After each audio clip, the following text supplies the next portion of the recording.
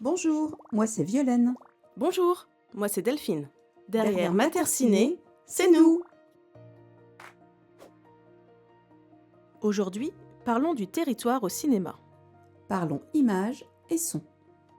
Action! Comment le territoire apparaît-il à l'écran? Au cinéma, dans les films, le territoire est visuel.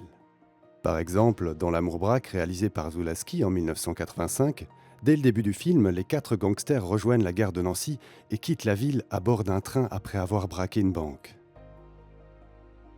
Le territoire tapisse toute l'image filmique, situe l'action, pour nous, en Grand Est, accueille les personnages et l'intrigue, participe à l'esthétique et au drame, et permet de se souvenir des lieux. Très clairement, il y avait une dimension patrimoniale.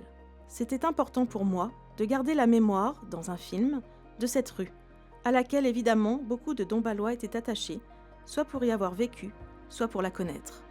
Pour une meilleure reconnaissance, le territoire est identifié par des mentions écrites.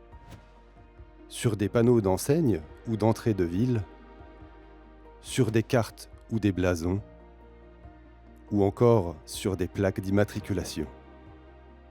Au cinéma, dans les films, le territoire est aussi sonore.